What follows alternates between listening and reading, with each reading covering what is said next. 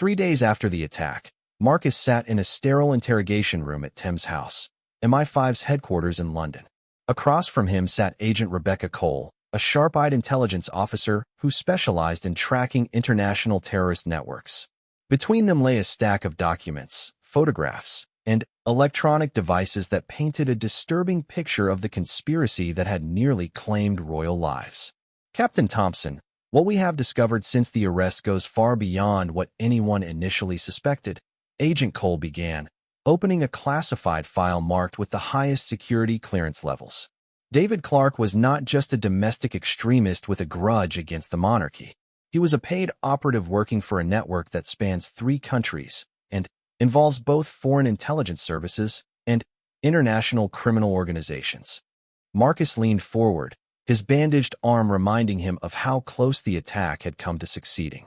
The past 3 days had been a whirlwind of debriefings, medical examinations, and security reviews. He had barely slept as investigators pieced together the full scope of the plot he had helped thwart. Agent Cole spread several photographs across the table. They showed Clarke meeting with various individuals in locations ranging from a cafe in Brussels to a warehouse in Eastern Europe. Clarke received over £200,000 in cryptocurrency payments over the past 6 months. The money was laundered through multiple accounts, but our financial crimes unit traced it back to sources linked to both Russian intelligence and a radical political organization based in Germany.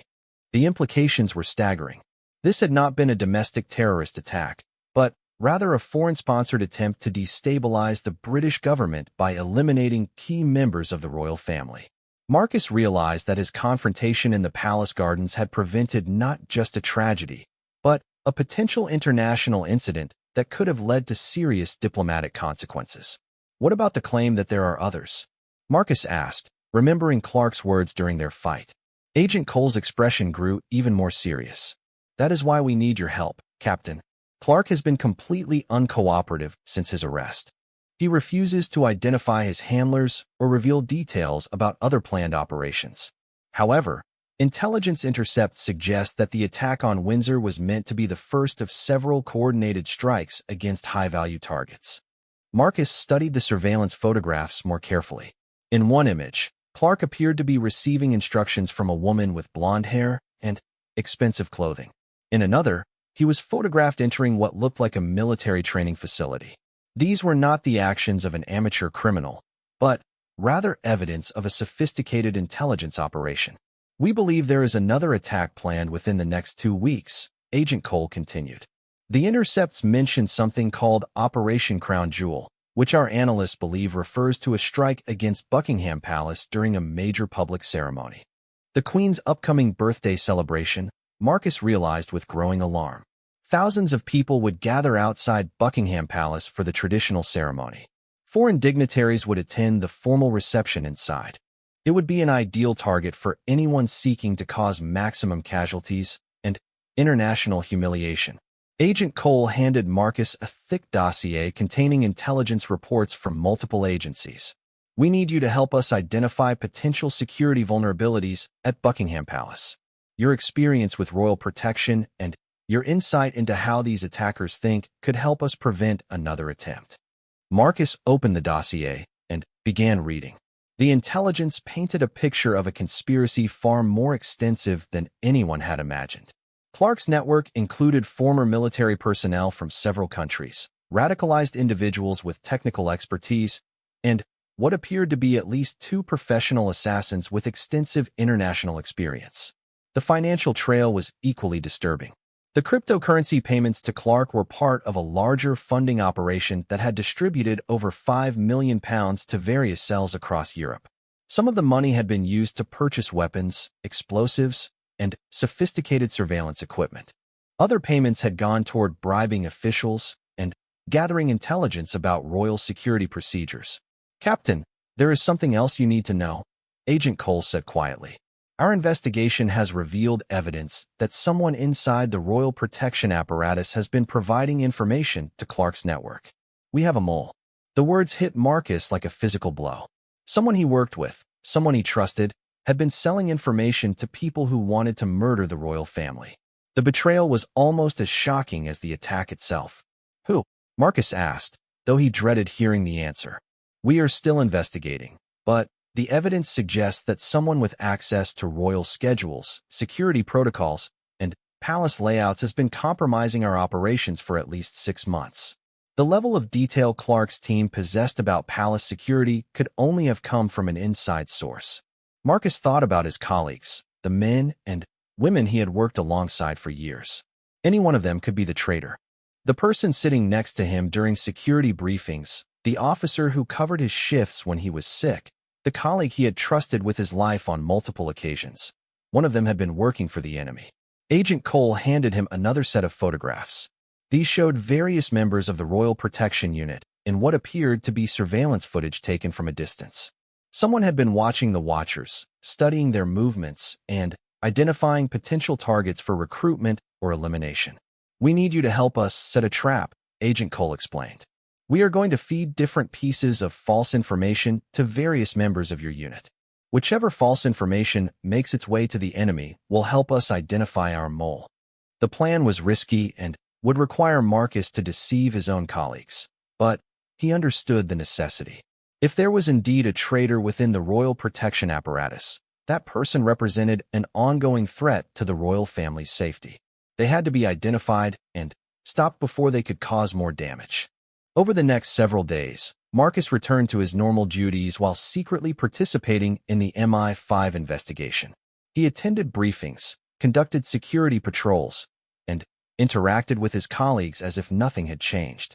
But, privately, he was watching, listening, and analyzing every conversation for signs of betrayal. The false information operation began with subtle test cases. Different officers were told slightly different details about upcoming royal engagements, security procedures, and personnel assignments. If any of these false details made their way to Clark's network, it would help narrow down the list of potential moles. Marcus found the psychological strain almost unbearable. These were people he had served with for years, individuals whose dedication to duty he had never questioned. The idea that one of them had been secretly working against everything they claimed to believe in was deeply disturbing. The breakthrough came during a routine security briefing about the Queen's birthday celebration. Marcus noticed that Sergeant David Harrison, a 10-year veteran of the Royal Protection Unit, seemed particularly interested in details about the palace's emergency evacuation procedures. Harrison asked several specific questions about timing and routes that seemed unusual given his normal responsibilities. Later that day, MI5 surveillance teams observed Harrison meeting with an unidentified woman at a restaurant in central London. The woman matched the description of one of Clark's known contacts, and electronic surveillance picked up fragments of conversation about the birthday event and security gaps. Agent Cole showed Marcus the surveillance footage that evening. We have enough evidence to arrest Harrison, but we want to use him to get to the rest of the network. Are you willing to help us feed him information that will lead his handlers into a trap? Marcus agreed without hesitation. The betrayal by a trusted colleague was personal now. Harrison had not only violated his oath to protect the royal family, but he had also put every other member of the protection unit at risk. If Clark's attack had succeeded, Harrison's information would have made him partially responsible for the death of innocent people. The trap was elaborate and dangerous. Marcus would tell Harrison about a fictitious security vulnerability at Buckingham Palace, making it seem like an opportunity for the remaining members of Clark's network to complete their mission. MI5 would be waiting when the attackers arrived, ready to capture the entire cell and gather intelligence about their foreign sponsors. The Queen's private entrance on the east side will be unguarded for 15 minutes during the shift change, Marcus told Harrison during what appeared to be a casual conversation. It is a known weakness in our security, but we cannot fix it without disrupting the ceremony schedule. Harrison's eyes showed immediate interest, though he tried to hide his reaction.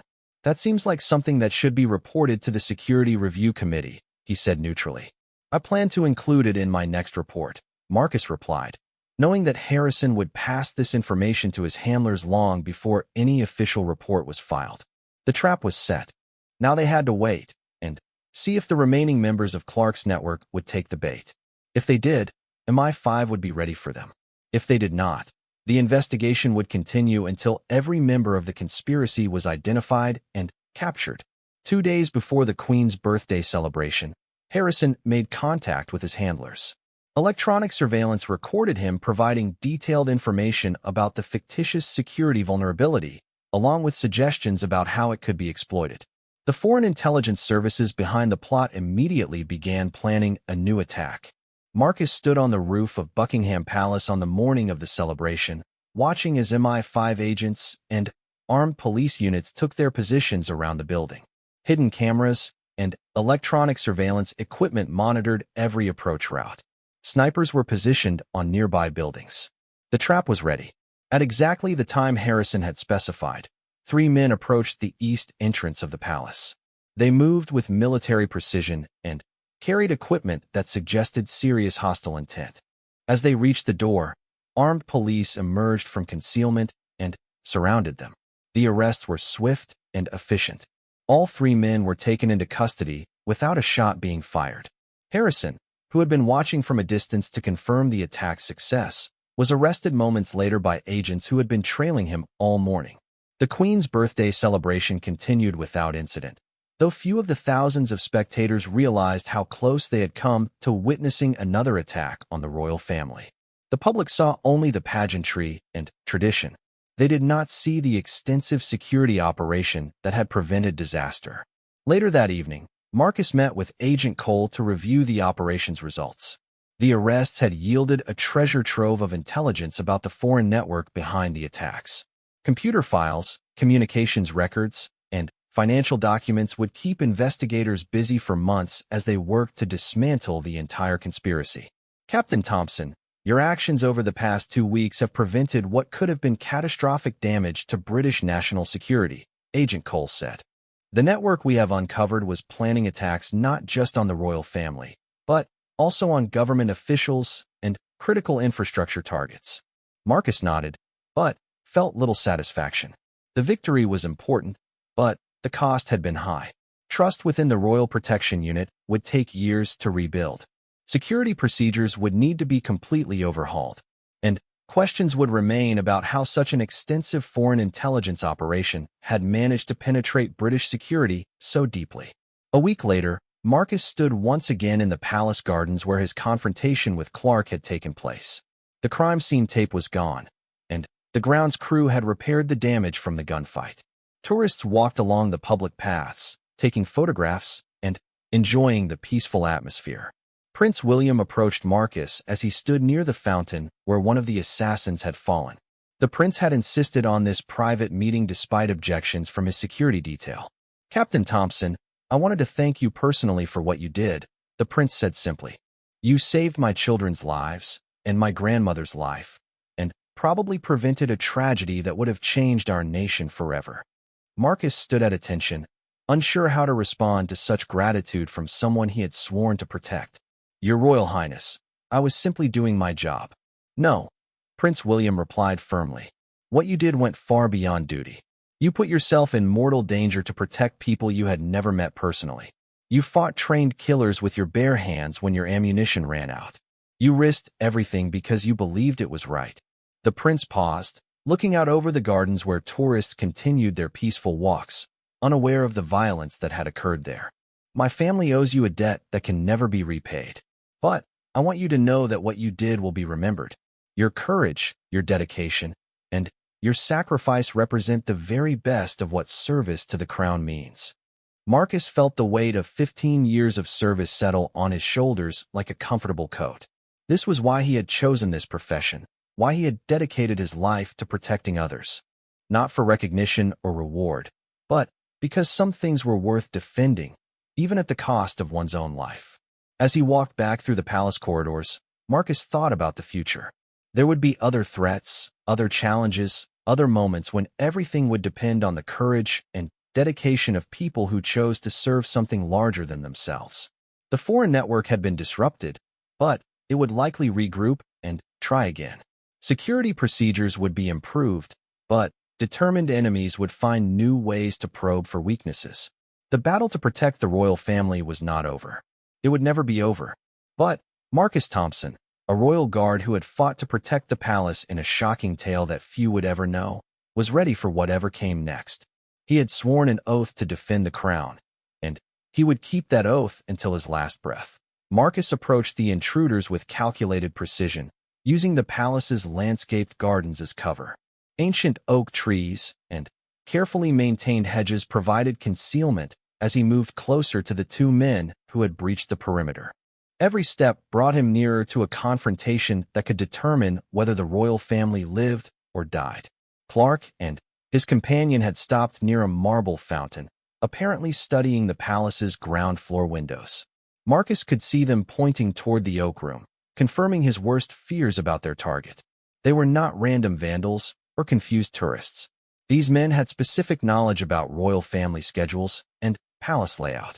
Someone had provided them with inside information. Through his earpiece, Marcus heard urgent updates from other security teams. Alpha Team reports 2 additional suspects at main gate have produced weapons. Repeat, suspects are now armed. Requesting immediate armed response backup. The situation was escalating beyond what palace security could handle alone. This was becoming a full-scale coordinated attack on the British royal family. Marcus drew his service weapon and continued his approach. His military training in urban combat situations guided every movement. He stayed low, moved silently, and maintained visual contact with both intruders while keeping himself positioned between them and the building. If they tried to reach the oak room, they would have to go through him first. As he got closer, Marcus could hear the men talking in low voices. Clark was clearly the leader, giving instructions to his companion about timing and positioning.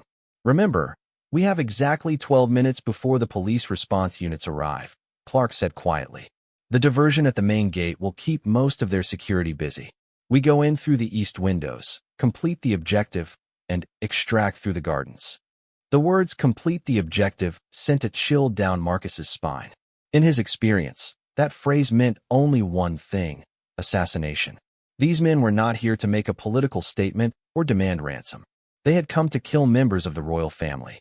Marcus activated his emergency beacon, sending a silent alarm directly to Scotland Yard and the Metropolitan Police armed response units. Help was coming, but it would take time to arrive. In the meantime, he was the only thing standing between trained killers and innocent people who trusted him to protect them.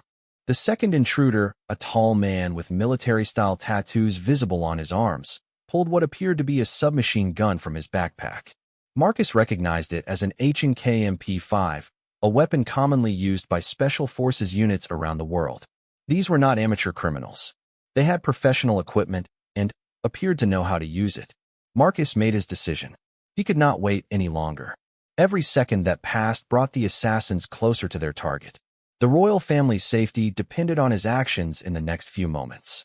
Armed police, drop your weapons and get on the ground immediately, Marcus shouted, stepping out from behind a large rhododendron bush with his pistol trained on Clark.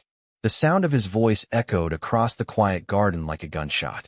Both intruders spun toward him with startling speed. Clark's hand moved toward a weapon concealed beneath his jacket, while his companion began raising the submachine gun. Marcus had perhaps 2 seconds before they opened fire on him. Training took over. Marcus fired 3 quick shots at the man with the submachine gun, striking him in the chest and shoulder. The impact knocked the assassin backward into the fountain, his weapon clattering onto the marble edge before falling into the water with a splash. Clark completed his draw and fired 2 shots at Marcus, who dove sideways behind a stone garden bench just as bullets shattered the granite where he had been standing.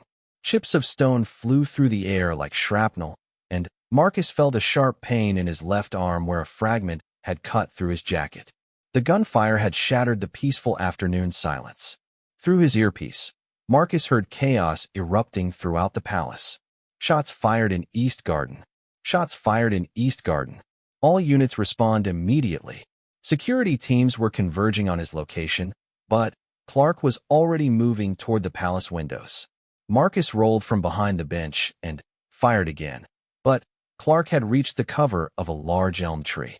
The experienced killer used the trunk as a shield while returning fire with deadly accuracy. Bullets whistled past Marcus's head and punched holes in the garden furniture around him. "Bravo team, where are you?" Marcus called into his radio as he reloaded his weapon.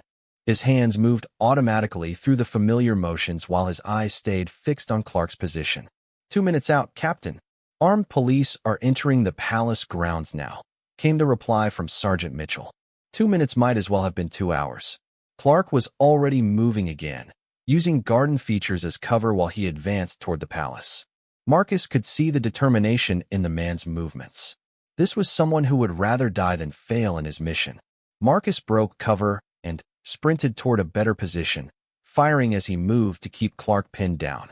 The assassin's return fire chased him across the open lawn, bullets kicking up dirt and grass around his feet. One shot came so close that Marcus felt the heat of the bullet as it passed inches from his face. He reached the shelter of a garden shed and took a moment to assess the situation. His left arm was bleeding from the stone fragments, and his ammunition was running low. Clark appeared to be wounded as well, moving more slowly than before, but he was still advancing toward the palace with grim determination. Through the windows of the oak room, Marcus could see palace staff evacuating the royal family to a more secure location. Prince William was helping his children move quickly while palace guards formed a protective barrier around them. The queen, despite her advanced age, moved with remarkable composure as her security detail guided her toward the palace's secure areas. Clark saw the evacuation too and began moving faster, apparently realizing that his window of opportunity was closing. He fired several shots at the palace windows, shattering glass and sending people diving for cover. Marcus heard screaming from inside the building and felt rage surge through him like electricity. "Not on my watch," he growled, and charged from behind the shed. Marcus ran straight at Clark, firing his remaining rounds to force the assassin to take cover. When his pistol clicked empty, he threw it aside and continued his charge. Clark, surprised by this seemingly suicidal attack, hesitated for a crucial second. That second was all Marcus needed. He tackled Clark around the waist, and both men crashed to the ground in a tangle of arms and legs. Clark's pistol went flying, landing several feet away on the grass. The fight became hand-to-hand combat between two trained killers, each desperate to survive. Clark was younger and stronger, but Marcus had 15 years of experience protecting people he cared about. They rolled across the ground, each trying to gain a dominant position. Clark threw a vicious punch that caught Marcus in the ribs, driving the air from his lungs. Marcus responded with an elbow strike that opened a gash above Clark's eye. The assassin reached for a knife hidden in his boot, but Marcus grabbed his wrist and slammed it against the ground until Clark dropped the weapon. Blood from Marcus's wounded arm was making his grip slippery, and he could feel his strength beginning to fade. "You cannot stop what is coming," Clark gasped as they struggled. "There are others. This is bigger than you know." Marcus did not waste breath on a reply. He shifted his weight and managed to get Clark in a chokehold, cutting off the man's air supply. Clark thrashed desperately, trying to break free, but Marcus held on with the determination of someone who knew that innocent lives depended on his actions. The sound of approaching sirens filled the air as armed police units finally reached the palace grounds. Marcus could hear boots pounding across the gravel as officers rushed to his assistance. But he did not loosen his grip on Clark. This man had come to murder children, to assassinate people who had never harmed anyone. He deserved no mercy. "Armed police, release the suspect," shouted a voice behind Marcus. Reluctantly, Marcus loosened his hold and rolled away from Clark, who lay gasping and unconscious on the grass.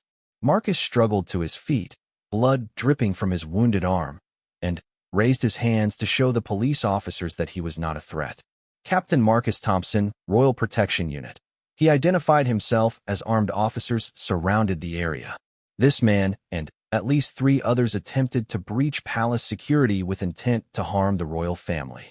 The scene quickly filled with police, paramedics, and additional security personnel. Clark was handcuffed while still unconscious and loaded into an ambulance under heavy guard. His companion, who had been shot near the fountain, was also taken into custody after receiving emergency medical treatment. Marcus refused medical attention until he received confirmation that the royal family was safe and that all other intruders had been captured. The 2 men at the main gate had been arrested after a brief standoff, and a sweep of the entire palace grounds revealed no additional threats. As the immediate danger passed, Marcus finally allowed paramedics to treat his wounded arm. The cuts were deeper than he had initially thought, requiring several stitches to close properly. But the physical pain was nothing compared to the emotional weight of what had almost happened. Director Helen Walsh approached Marcus as medics wrapped his arm. Her usual stern expression had been replaced by something that looked almost like admiration. "Captain, your actions today prevented what could have been the worst attack on the royal family in modern history. The intelligence services are calling this the most serious threat to the monarchy since the IRA bombing campaigns." Marcus nodded but felt no sense of triumph. Too many things had gone wrong. The intelligence community had failed to detect the full scope of the plot. Palace security had been breached despite all their precautions. If he had not happened to be in exactly the right place at exactly the right moment, the outcome could have been catastrophic. "What about Clark's claim that there are others?" Marcus asked. "He said this was bigger than we know." Director Walsh's expression darkened. "MI5 is investigating. Clark's phone contained communications with several foreign contacts, and there is evidence that this plot had international connections. We may have stopped today's attack, but you are right to be concerned about the broader conspiracy." As evening fell over the palace, Marcus stood in the East Garden where the confrontation had taken place. Crime scene investigators worked methodically, photographing evidence and collecting samples.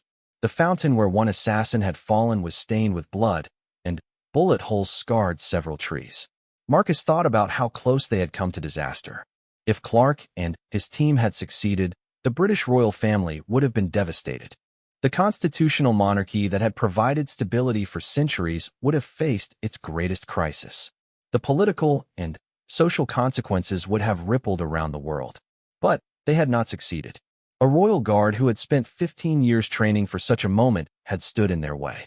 Marcus felt the weight of duty that his father and grandfather had carried before him. This was what service meant, being ready to sacrifice everything to protect others, even when no one would ever know your name. As he walked back toward the palace, Marcus received word that Prince William wanted to thank him personally.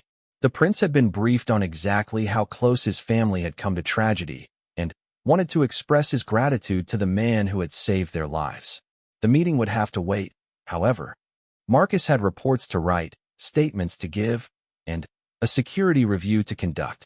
The immediate threat was over, but questions remained about how such a well-planned attack had come so close to succeeding. Those questions would need answers before anyone could truly feel safe again. Captain Marcus Thompson had served the royal family for 15 years. Every morning, he walked through the golden gates of Windsor Palace with the same sense of duty that his father and grandfather had carried before him. The crisp autumn air of October 2019 carried the scent of fallen leaves as he made his rounds, checking every entrance, every window, every possible weakness in the palace's ancient walls. Marcus was not like the ceremonial guards tourists photographed.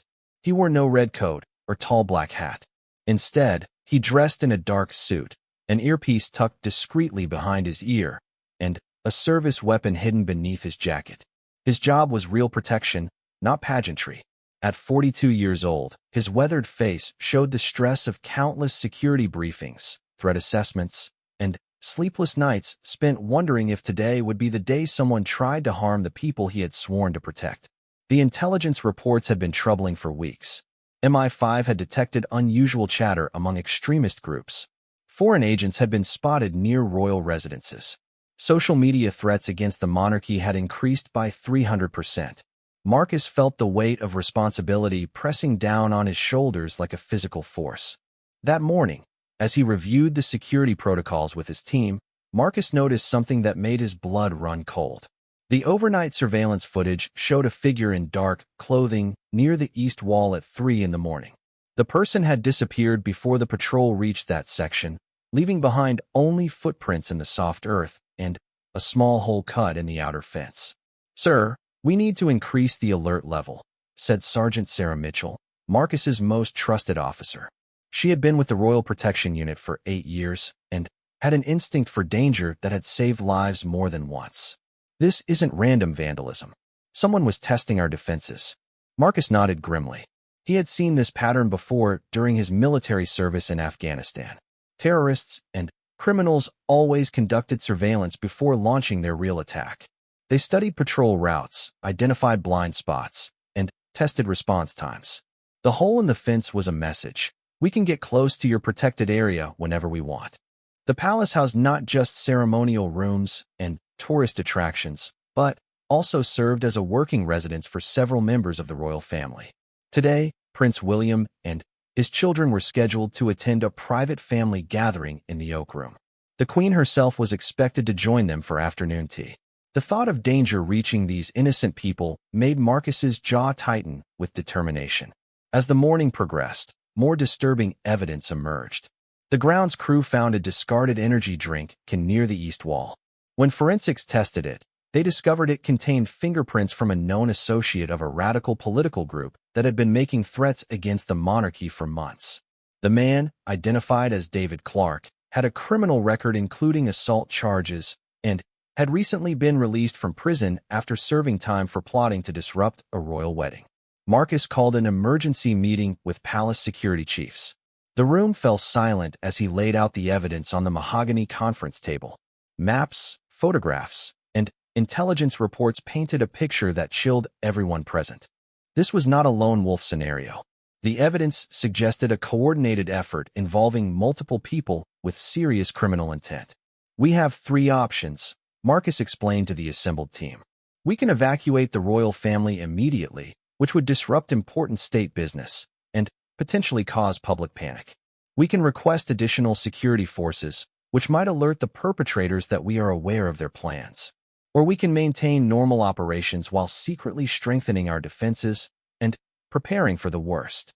The palace's head of security, a stern woman named Director Helen Walsh, leaned forward in her chair. She had overseen royal protection for 25 years and had guided the security apparatus through numerous threats, including 2 previous serious attempts on royal lives. Captain Thompson, what do your instincts tell you about the timing of this threat? Marcus had been thinking about exactly that question all morning. The intelligence suggested that whatever was being planned would happen soon, possibly within the next 48 hours. The perpetrators had conducted their reconnaissance. They had tested the perimeter defenses. They had confirmed the presence of high-value targets. All the pieces were in place for them to make their move. I believe they will attempt something during the family gathering today, Marcus said quietly. The Oak Room is on the ground floor with large windows facing the gardens.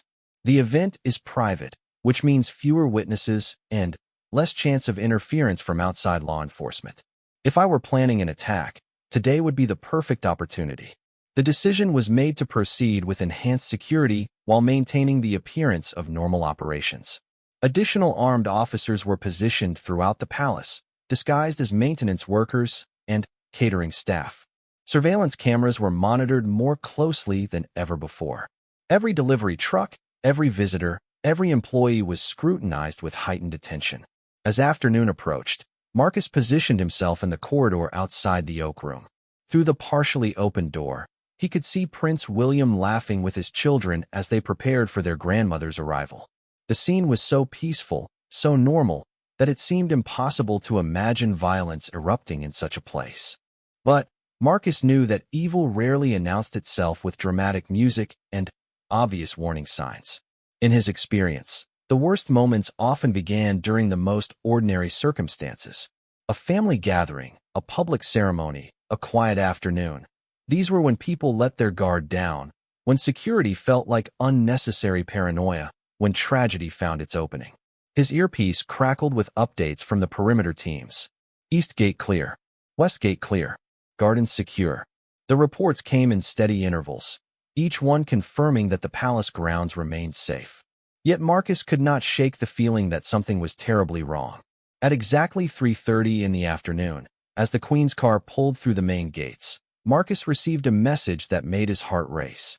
One of the surveillance teams had spotted David Clark walking along the public path that ran parallel to the palace's east wall. He was not alone. 3 other men accompanied him, all wearing dark clothing and moving with the purposeful stride of people on a mission. Marcus immediately activated the palace's emergency communication system. This is Captain Thompson. We have confirmed hostile presence on the perimeter. All units to high alert status. Repeat, all units to high alert status.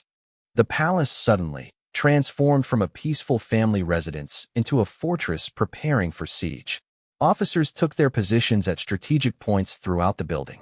The royal family was discreetly informed that security protocols required them to remain in the Oak Room until further notice. Outside, additional police units began moving into position, though they remained far enough away to avoid alerting the potential attackers. Through his binoculars, Marcus watched the four men as they approached a section of the outer fence that had been recently repaired. Clark appeared to be giving instructions to the others, pointing toward different areas of the palace grounds, and checking what looked like a hand-drawn map. This was definitely not a casual walk through the neighborhood. The men separated, with Clark and one companion heading toward the east wall, while the other two moved toward the main entrance. Marcus realized with growing alarm that this appeared to be a coordinated multi-point attack designed to overwhelm the palace's defenses and create confusion among the security forces. "Sergeant Mitchell, take Alpha Team to the main entrance," Marcus ordered through his radio. "Maintain visual contact with the two suspects approaching from the south. Do not engage unless they breach the perimeter or display weapons. Bravo Team, with me to the east wall." As Marcus led his team through the palace corridors toward the east side of the building, he thought about the 15 years he had dedicated to protecting the royal family. He had trained for moments like this, studied every possible scenario, prepared both physically and mentally for the responsibility of standing between innocent people and those who would harm them. The corridors seemed longer than usual as his team moved quickly but quietly toward their positions. Portraits of previous monarchs looked down from the walls, their painted eyes seeming to watch the unfolding drama with silent concern. These halls had witnessed centuries of British history, but today they might witness something that would change the monarchy forever. Marcus reached the east wing and positioned his team at windows that provided clear views of the outer grounds. Through the glass, he could see Clark and his companion approaching the fence. They carried what appeared to be bolt cutters and a large backpack that might contain weapons, explosives, or other dangerous materials. The radio chatter in his earpiece intensified as multiple teams reported their positions and status. Alpha Team in position at main entrance. Two suspects maintaining distance, but clearly observing security procedures. Perimeter Team reports no additional suspects visible in surrounding areas. Palace staff have been evacuated from ground floor east wing per emergency protocols. Marcus felt the familiar calm that always settled over him in dangerous situations. Years of military training had taught him to think clearly under pressure, to assess threats quickly, and to make life-or-death decisions without hesitation. Today, all of that experience would be put to the ultimate test. The two men at the fence had begun cutting through the metal barriers. Sparks flew from their tools as they worked methodically to create an opening large enough to crawl through. Marcus calculated that they would breach the perimeter within the next 5 minutes.